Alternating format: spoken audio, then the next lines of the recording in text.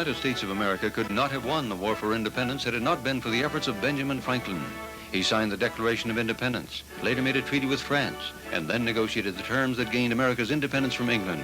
In 1787, he signed and worked hard for our Constitution. More has been written about Benjamin Franklin than any other American. World honors continue to be given him because of his lifelong work, his caring concern for people. France, England, Canada, the Soviet Union, Turkey, countries worldwide acknowledge his good works. Does Franklin's life have meaning for us today? Yes, indeed. Franklin invented a formula for success which works as well today as it did when he used it himself. Notice these comments from one writer. Quote, Franklin's life and counsel are the best guide in our history for peace of mind. Yes, a guide for peace of mind. And from the best-selling book, How I Raised Myself from Failure to Success, the author says this: Franklin was a scientist. This plan is scientific. Reject it and you reject one of the most practical ideas ever offered you. I know what it did for me. I know that it can do the same for anyone who will try it. It's not an easy way. There is no easy way, but it is a sure way. Franklin outlines his formula for success in his life story. It's the most popular autobiography ever written. And from what he wrote to benefit all of us today, his plan for success is now available on audio cassette, along with more of his selected wisdom for convenient listening at home or in the car. It's advice from one of the kindest, most caring persons who ever lived. Benjamin Franklin always began each day by asking of himself, what good shall I do this day? Philadelphia, PA, September 17th, 1787. It's the final day of the Constitutional Convention. As the men begin to sign our United States Constitution, Benjamin Franklin remarks about the sun painted on George Washington's chair.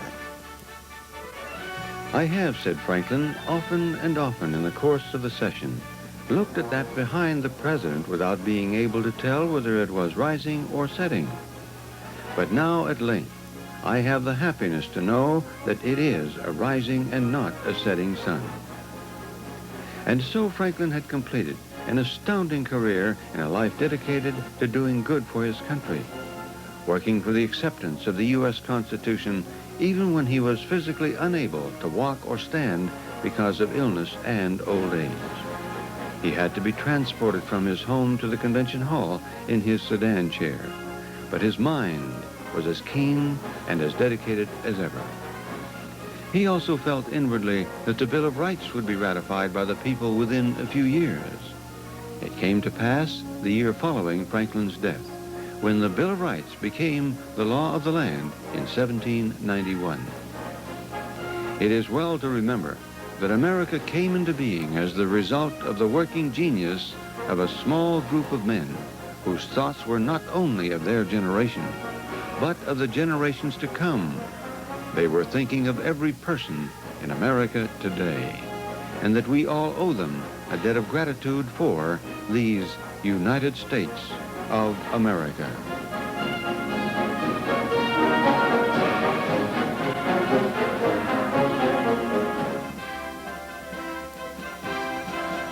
Benjamin Franklin, a man for all times.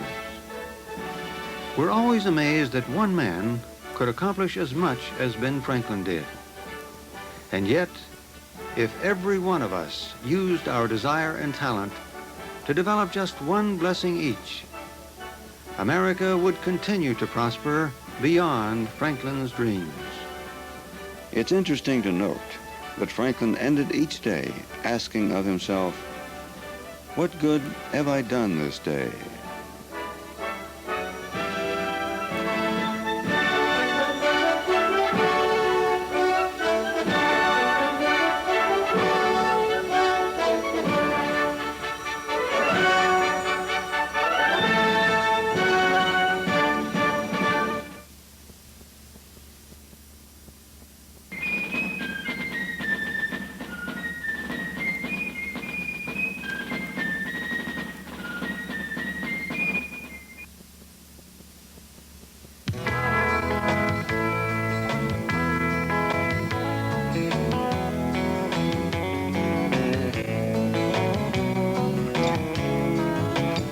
The Eyes of Texas.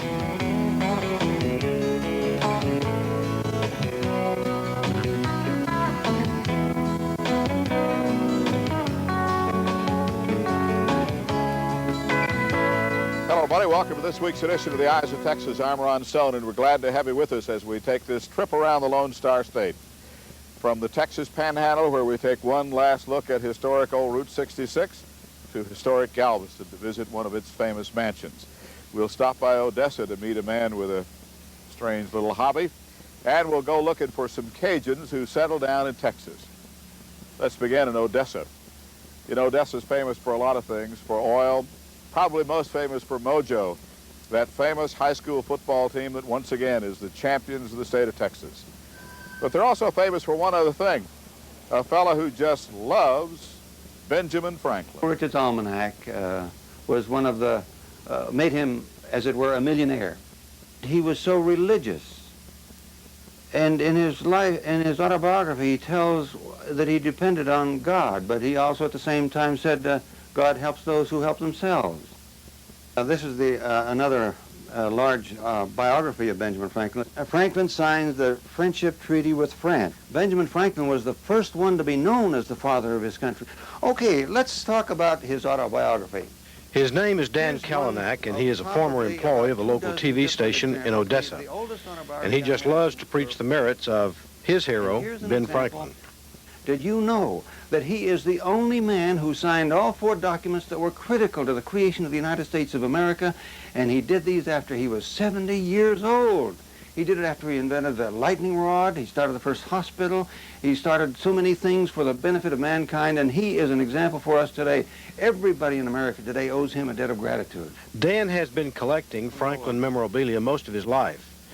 He grew up in Franklin's home territory in the States, Pennsylvania, but moved to Texas in the 50s.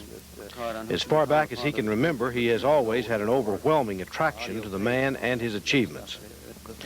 He collects Ben Franklin pictures and books and coins and medallions and stamps, among other things.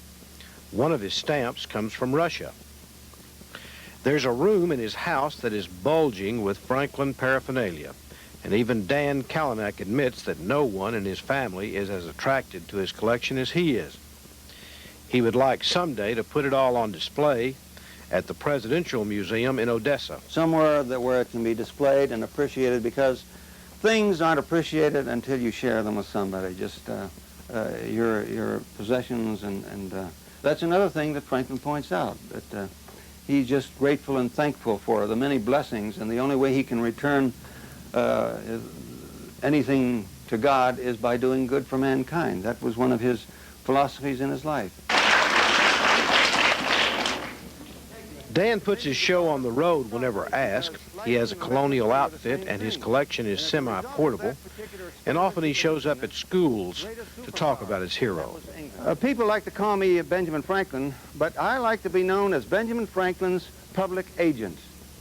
I like to talk about him because he is indeed the most amazing American of all times. I mean, his presentation is unusual, and he's often mistaken for George Washington. But that's one of the reasons he's here, to tell the world and the school kids about Ben Franklin, scientist, inventor, philosopher, and educator. The kids love the break from regular class, and Dan Kalenak enjoys playing the part. I just love to tell the life of Ben Franklin to the elementary school kids, in particular because they're so anxious to know about how the country came into being, and they ask so many interesting questions about his life that aren't generally available in the course of studies. But it's their receptivity makes it well worthwhile to appear before a class or an assembly and tell them about how lucky we are to live in these United States. And these men 200 years ago were thinking about us all, that we're going to come after them. And it's just amazing. And we should be grateful to all these men. And I enjoyed talking to you. I hope you've learned something today that you'll carry on through your lifetime.